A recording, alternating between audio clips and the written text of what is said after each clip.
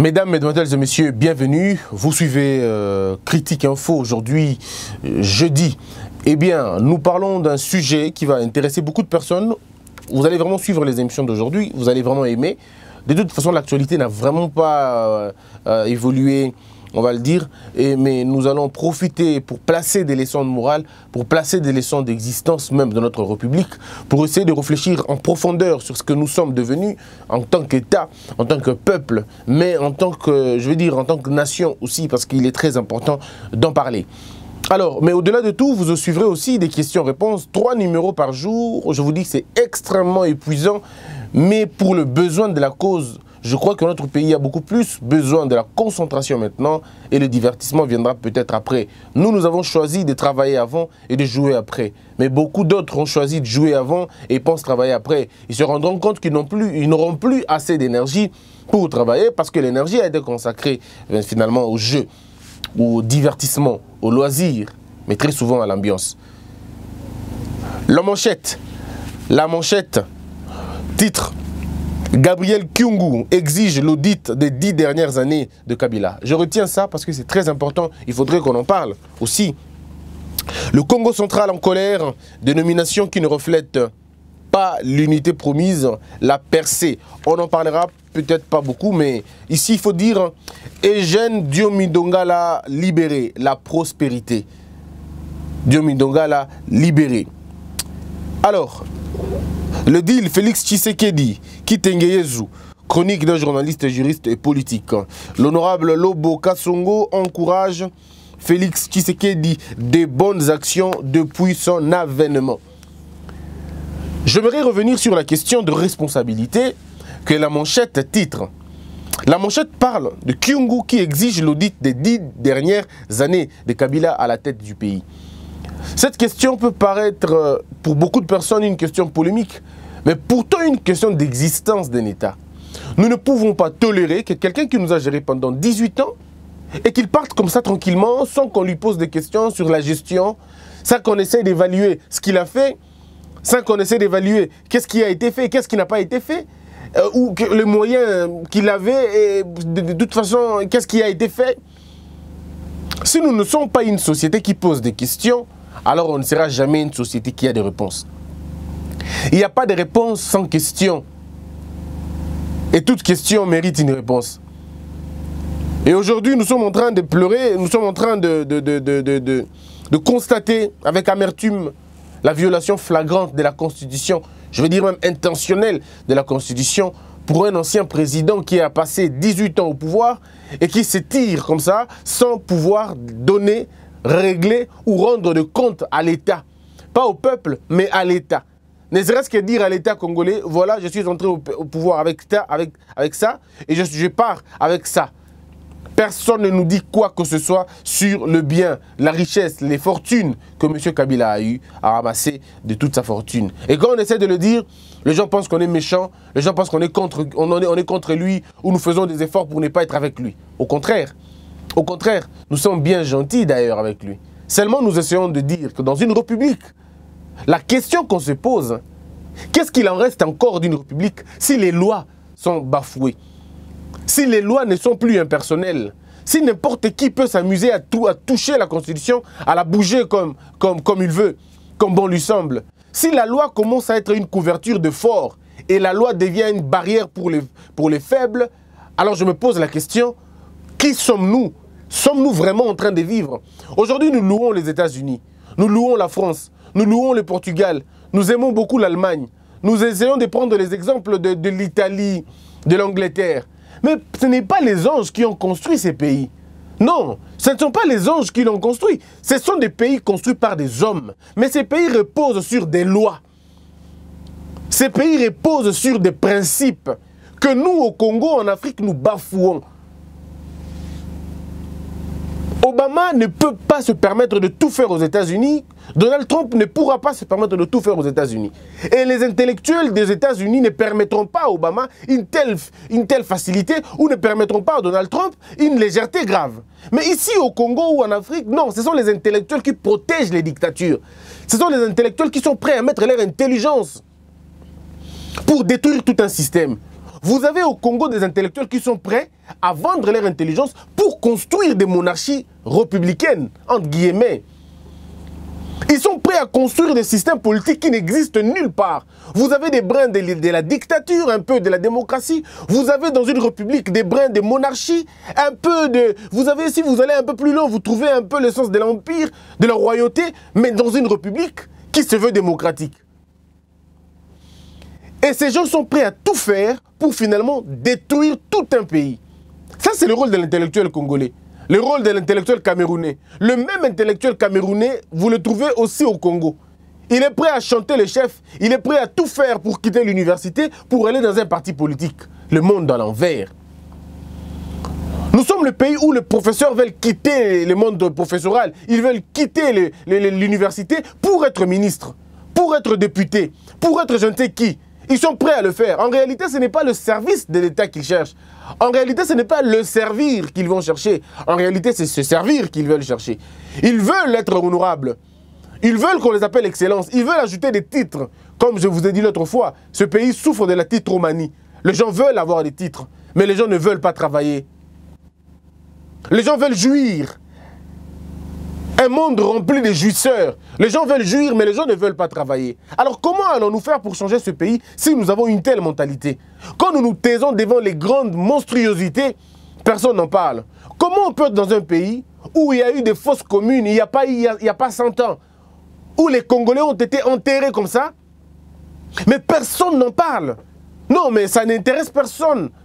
Les intellectuels pro-pouvoir sont d'accord, ils essaient même de justifier ce qui ne peut pas être justifié. Ils sont prêts à mettre leur intelligence pour défendre l'indéfendable et soutenir l'insoutenable. Et de l'autre côté, vous avez un autre type d'intellectuels. Mais alors là, ce sont des intellectuels achetés. Ils ne sont pas organiques, ils sont achetés. C'est des gens qui sont prêts à détruire un régime parce qu'ils ne l'aiment pas, tout simplement. Parce qu'ils n'aiment pas la tête du président, parce qu'ils n'aiment pas la tête du Premier ministre, parce qu'ils n'aiment pas la tête de tel ministre. Ils sont prêts à détruire tout un système. Et vous sentez que dans leur argumentaire, il y a de la haine. Il y a de la jalousie, il y a de l'envie, il y a de la colère et de la haine. Pourtant, dans une réflexion scientifique, on fait un effort de se départir de ces émotions. On adopte une réflexion mathématique. Le 1 plus 1 égale 2, ça suffit. Que tu m'aimes ou que tu m'aimes pas, on va dire la même chose. On tombera tous d'accord sur la réponse. 2 plus 2, c'est 4. Que tu sois malien, congolais, nigérien, tu me diras que 2 plus 2 égale 4. Et c'est là la réflexion qu'on doit porter dans un pays. Mais quand on n'en a pas, regardez les intellectuels congolais, quand ils parlent, vous sentez tout de suite que ça, ils parlent pour avoir un poste, soit ils parlent pour demander quoi que ce soit. Seul Dieu nous dira combien ont écrit au président Félix pour être embauchés, combien sont prêts. Et parce qu'ils n'ont pas été répondus, alors ils sont là en train de tirer sur la gouvernance. Mais le problème ici, c'est que cette question soulève un grand problème. Gabriel Kyungu qui exige l'audit. Mais nous l'avons demandé ici, ceux qui me suivent toujours savent ce que j'ai toujours demandé. Ceux qui ont toujours l'habitude de suivre cette émission de liberté, cette émission de vérité, savent que nous avons toujours demandé. Parce que si nous n'avons pas le courage de demander à M. Kabila les comptes pour ce qu'il a géré, nous n'aurons pas le courage de demander à l'UDPS de nous dire ce qu'il a géré. Nous n'aurons pas le courage de demander à Félix, dites-nous, M. Félix, qu'est-ce que vous avez fait? Monsieur Félix a promis les 100 jours, non? Vous avez vu ce qui est en train d'être fait. Et nous, demain, nous allons aller voir sur le terrain. Demain, nous allons vous apporter des preuves. Nous allons vous apporter des éléments, des routes qui sont en train d'être construites. Et nous n'allons pas nous arrêter à des routes construites. Parce que les Congolais ont une sale manière. Ils s'arrêtent très souvent sur des routes. Non, nous allons voir. Nous allons demander à l'OVD combien avez-vous reçu. Et nous allons faire la part de choses. On va comparer. S'ils ont reçu 1 million, on va voir, est-ce que les 1 million de dollars que vous avez reçus, comment vous les avez affectés? Parce que ça, c'est le rôle d'un peuple. Un peuple ne doit pas être un peuple qui applaudit, non, mais un peuple qui regarde. Un peuple qui regarde, notre argent a servi à quoi? Vous ne pouvez pas avoir 1 million de dollars et nous faire 500 mètres. On n'acceptera pas ça. Vous avez 1 million de dollars, nous savons tous les tarifs internationaux sont clairs. 1 million de dollars, c'est 1 kilomètre. Et pour une route, pour construire une route qui n'a jamais existé, pas la réhabilitation de route, ce qu'on est en train de voir. Pas la réhabilitation de route. Et nous, nous allons essayer de voir comment ça se passe. Et quand on le fait, on n'est pas contre le président, pas du tout. Quand on le fait, on est dans le droit de le faire parce qu'il faut dire à nos enfants comment on gère une république. Et pour mieux gérer la république, vous devez la gérer avec responsabilité. Pas avec amateurisme, pas avec blague, mais avec vraiment, avec tout le sérieux du monde. Avec tous les sérieux du monde. Combien les routes ont-elles demandé? Bon, on nous dit 1 million, 2 millions, 3 millions ont été peut-être affectés à ces travaux. On va essayer de voir. Parce que regardez, nous avons été ici pendant 18 ans, on a eu des routes de 5 ans de mandat. Une route qui ne pouvait faire que 2 ans, 3 ans, 4 ans. Et vous allez voir même dans l'organisation des choses, partout au monde, les voitures, les camions, le gros engin ne circulent pas au même endroit, au même moment et sur la même voie. À Kin, vous avez toute une voie qu'on appelle le poids lourd. C'est considéré en principe une voie qui ne pouvait supporter que des poids lourds. Mais si ces poids lourds-là, ces véhicules-là, poids lourds, doivent aussi circuler sur notre boulevard, vous allez voir que même l'espérance des vies, si je peux employer ce terme-là, je vais mieux dire la durabilité de la route, va finalement être affectée. Parce que la route qui a été construite pour des voitures, peut-être, je veux dire, entre le transport en commun ou les voitures de privé ou à un usage assez relativement privé, va finalement supporter des tracteurs, supporter des chars de combat, comme on a vu. Au Congo, vous avez vu ici, le 30 juin, les tracteurs passaient sur la voie publique.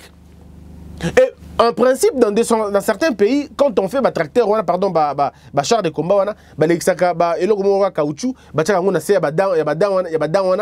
pour que baby ça balabala. Mais non, non, ici c'est pas comme ça. Et ça passe comme ça. Les routes très mal construites et qui ne font pas longtemps parce qu'on a donné ces histoires dans les entreprises des entreprises où il y a des ministres, il y a Bassi Nabango, il y a la cousine Nabango. Ce sont eux qui obtiennent ces marchés-là. Et ça se passe dans toute illégalité. Voilà pourquoi je dis que dans un pays sérieux, il faudrait revenir sur la question qui a géré quoi. Et comment voulez-vous que vous avez été ministre de l'hydrocarbure? Vous échouez dans le ministère de l'hydrocarbure. Vous ne faites rien dans le ministère de l'hydrocarbure. Et lorsque vous partez de ce ministère, vous laissez 45 $ dans la caisse à l'État. Mais malheureusement, quand on va encore faire un remaniement, c'est vous qu'on va placer dans le ministère des Archives.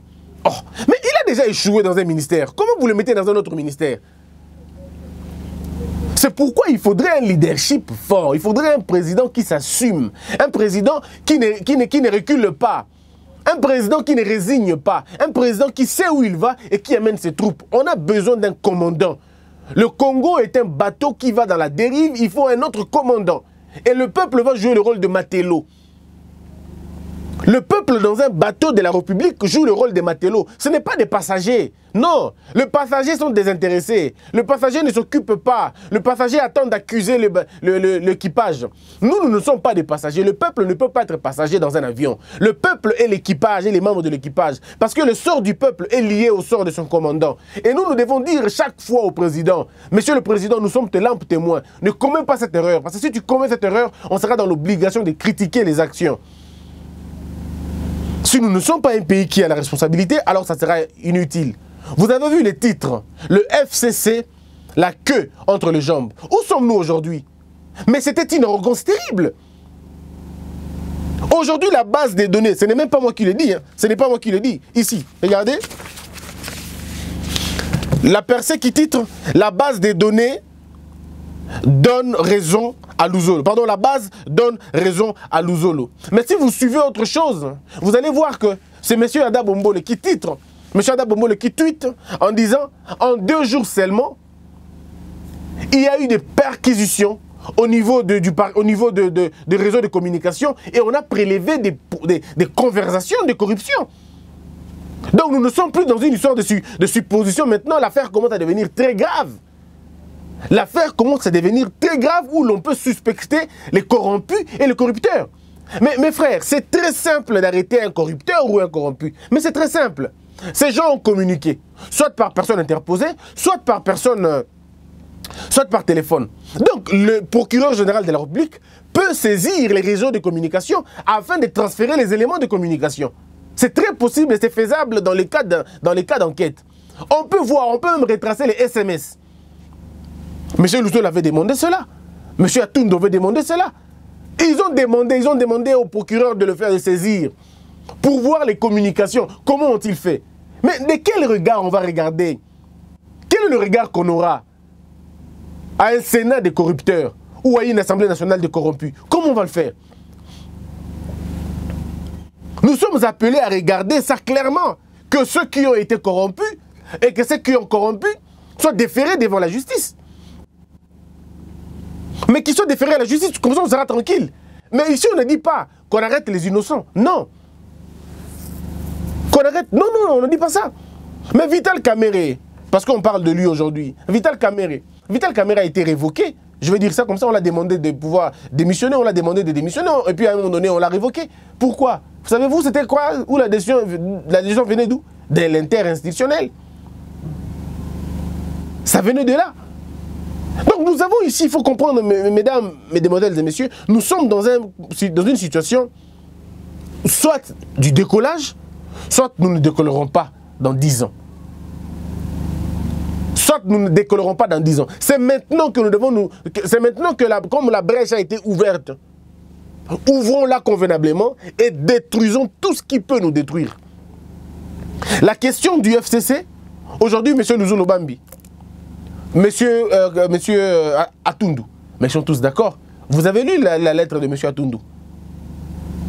Non, nous on a compris, c'est bon, le président peut poursuivre avec sa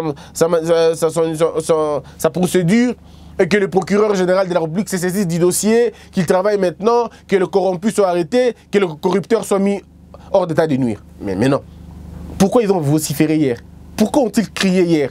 Pourquoi ont-ils demandé? Ils ont même eu l'audace de demander aux sénateurs suspendus, demandant les sénateurs, allez au Parlement, allez rejoindre votre Sénat. Mais qui partent rejoindre le Sénat? Je crois humblement que maintenant, ils sont en train de boire un peu la honte.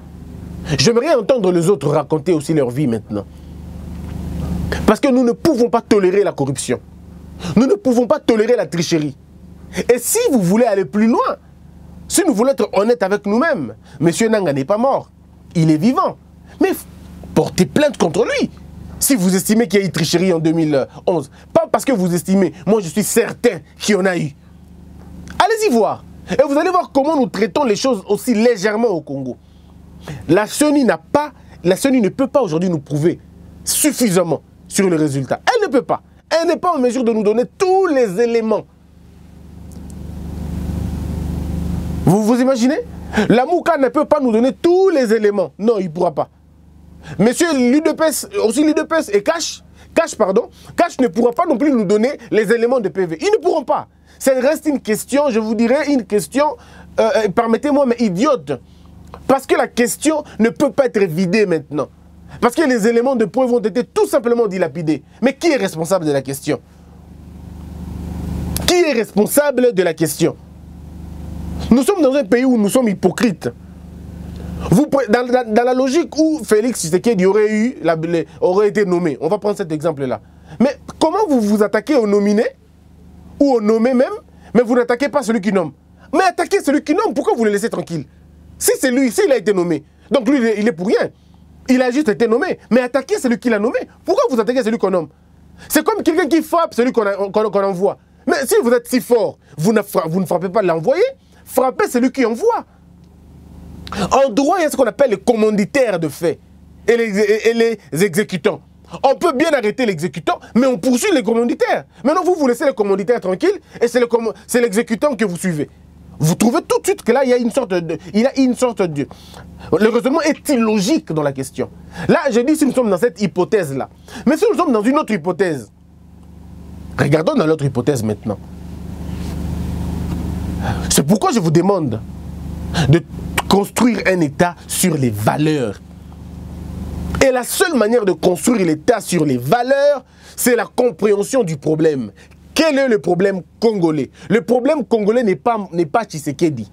Le problème congolais, ce n'est pas Fayoulou. Le problème congolais, je peux le dire avec vraiment mal, c'est le système Kabila, qui est le problème du Congo. Le système Kabila est le problème de notre République. Comme le système Mobutu était le problème du Zaïre, ce n'est pas moi qui le dis, c'est encore les intellectuels du temps qui l'ont dit, Je parle de monsieur, Monseigneur Mosengo. Je parle de Etienne Tshisekedi qui avait identifié Mobutu comme le mal zaïrois. Vous vous rappelez? Lisez quelques paragraphes de monsieur Mbanda. Il essaie d'en parler. Comment on avait identifié Mobutu comme le mal zaïrois. Et pendant 18 ans, le mal du Congo était le système Kabila. C'était là le mal. Aujourd'hui, ce système n'est pas parti. Au lieu de vous attaquer contre ce système, non, qui cherche à revenir au pouvoir, qui a eu beaucoup de députés dans la tricherie, beaucoup de sénateurs dans la tricherie, beaucoup de choses dans la tricherie, vous les laissez eux. Non, vous les laissez, mais vous allez vous attaquer à des individus. Maintenant, vous commencez à vous entretuer entre vous, opposition, vous vous entretuez. Je me pose la question, vous sortirez gagnant ou vous sortirez perdant? Parce que pendant que vous vous battez là, le temps ne vous attend pas. Le temps continue à aller. Il y a des gens qui n'ont rien à voir avec le Congo, bien qu'ils soient congolais, mais ils n'ont rien à voir. Et ce n'est pas leur problème. Pourquoi? Parce qu'eux, ils ont accès à l'hôpital chez les voisins, à l'étranger, et ils ont accès à la santé à l'étranger, et ils n'ont pas de problème de route, ils n'ont pas de problème de faim, ils n'ont aucun problème. Alors pour eux, ce n'est pas un problème. Battez-vous, tuez-vous s'il faut. Mais ça, ce n'est pas être patriote. Être patriote, c'est d'abord comprendre le problème du pays. Le problème du pays est lequel? Comment nous allons faire pour neutraliser le FCC? Il faut arriver à neutraliser le FCC. Mais comment le neutraliser? Pas en les éliminant, pas en les tuant, pas du tout.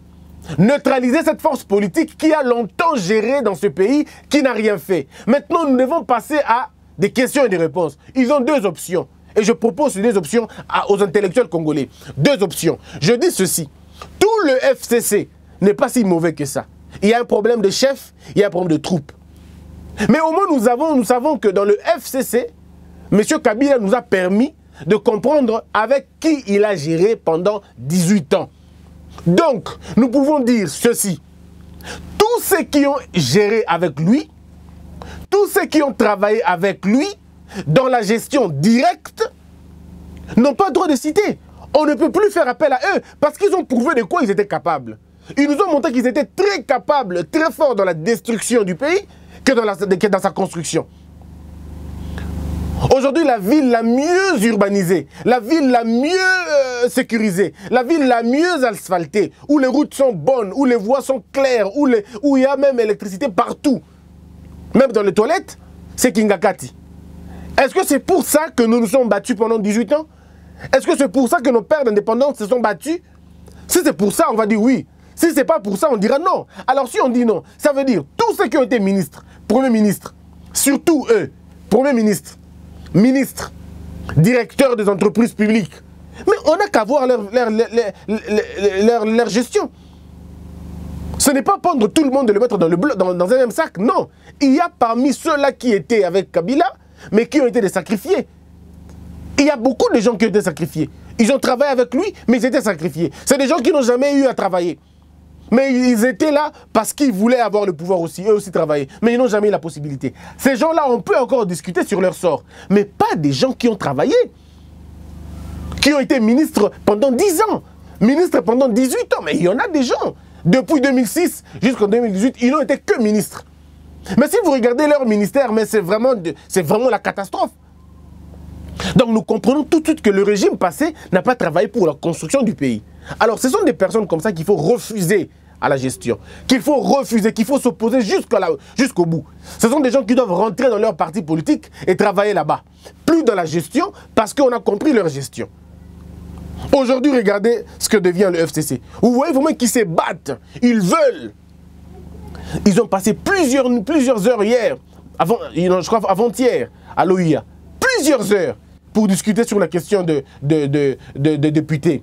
Mais ils ont rencontré vraiment une résistance. Et c'est ce que nous voulons en réalité.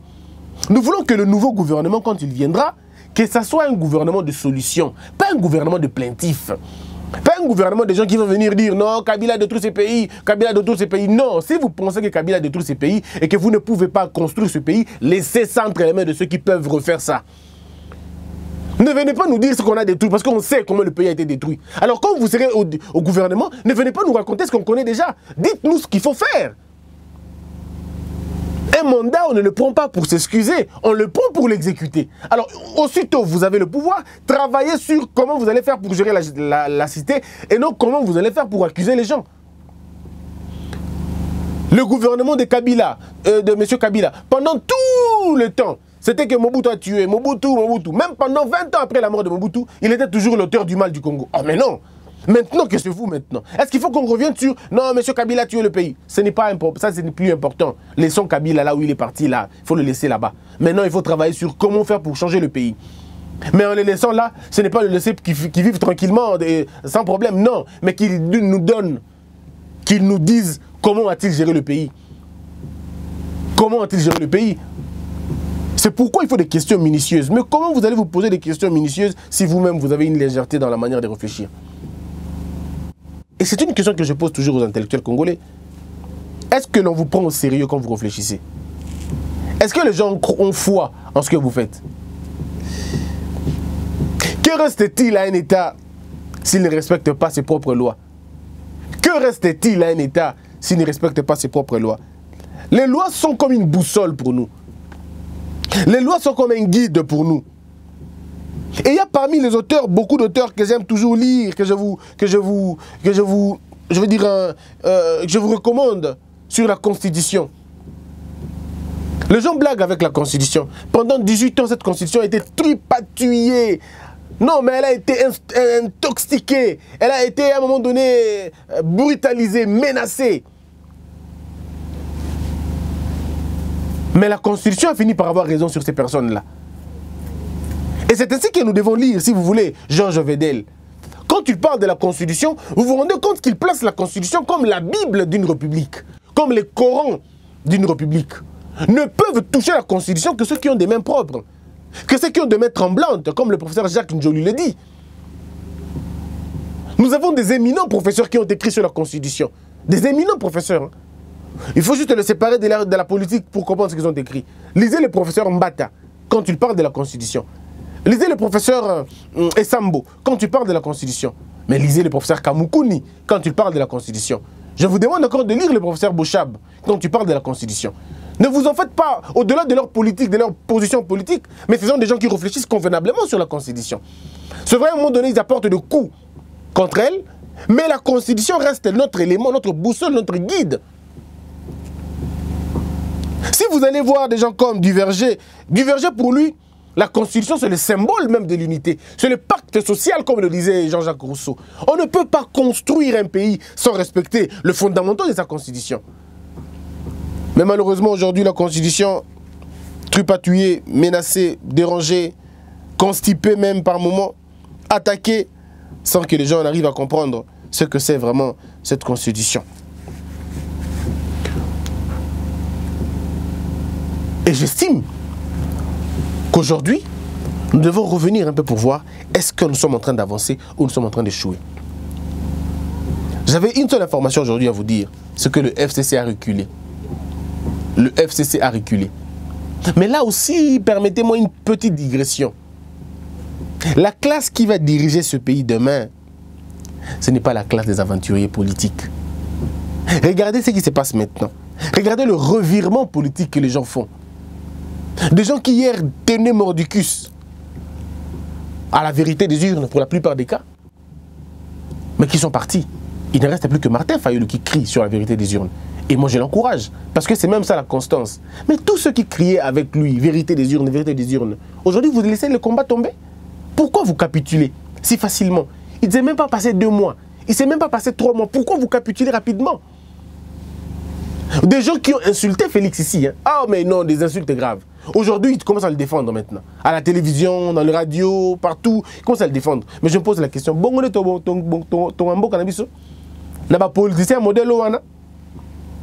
des gens qui ont dit qu'ils vont marcher sur la goutte, il restera la goutte de sang. Ah, aujourd'hui, vous n'avez même pas versé une seule goutte.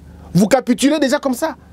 Et vous retournez Kazakh. Comment vous prendre au sérieux? Même les Blancs qui vous suivent, chez qui vous allez chercher le pouvoir, même quand ils vous regardent, ils disent « Oh, mais ces gens ne peuvent pas tenir une lutte pendant 6 mois. Ils ne peuvent pas.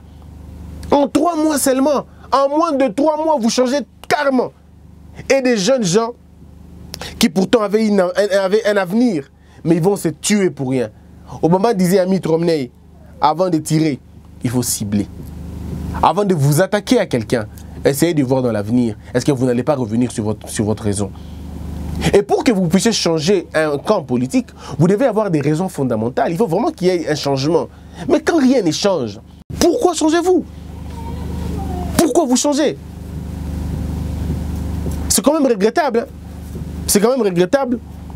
Des gens qui ont crié ici hier, maintenant aujourd'hui, pouf, ils changent tous. Il est temps de construire ce pays, d'abandonner des guerres inutiles, des conflits inutiles. Construisons ce pays. Aujourd'hui, je n'avais que cette information. Mais messieurs et dames, suivez-moi dans la deuxième partie. Et c'est la deuxième partie que je donne des propositions. C'est à la deuxième partie que je donne des propositions pour que notre pays avance. Des vraies propositions, suivez et discutons ensemble. Posez des questions, ça sera un grand plaisir. Abonnez-vous massivement. Il y a un très grand événement qui va se produire aux États-Unis au mois de juin. Ça sera la journée de l'indépendance, c'est vrai. Un très grand événement organisé par la communauté congolaise qui va primer beaucoup de ces jeunes, beaucoup de Congolais à l'étranger qui ont vécu là-bas, qui travaillent là-bas. Et par la même occasion, ils ont invité beaucoup de Congolais. Vous aurez la surprise dans peu de temps. Ça sera au mois de juin, la journée du 29 juin. Ça rappelle aux Américains beaucoup de choses. Beaucoup de choses, ça rappelle aux Américains. Vous vous rappelez des pères fondateurs, vous vous rappelez de la Déclaration universelle, vous vous rappelez de beaucoup de choses. Donc, ça sera le 29 juin. Aux États-Unis, à Seattle, ça sera les Congolais qui se sont réunis là-bas, qui vont travailler pour essayer de faire voir aux Congolais ce qui se passe. Donc, je vous donnerai tous les détails demain. Et en passant, je salue l'un des organisateurs, je veux dire le coordonnateur, Dr Max Ebengo, qui est aux États-Unis, qui organise cet événement avec les Congolais. Alors, donc, voilà un peu. Il y aura aussi des conférences qui auront lieu là-bas. Je vous donnerai les détails dans peu de temps. Et dans les émissions suivantes, je vous donnerai tous les détails. Et je vous dirai une très bonne surprise est là. C'est pourquoi je vous demande d'être nombreux. Si vous êtes aux États-Unis, si vous êtes en France, pardon, si vous êtes, oui, et même en France, hein, vous pouvez faire un tour là-bas. Une très grande conférence sur Congolais, connais-toi. Sur la question identitaire du Congo. On fera un très bon débat. Un très bon débat là-bas. Je vous donne déjà le thème, hein. Congolais, ce sera ça sur l'identité du Congo et l'identité du Congolais. Messieurs et dames, merci beaucoup. Homo Fortus Elikia, du côté de la réalisation. Que la peur quitte nos esprits et que Dieu bénisse la RDC.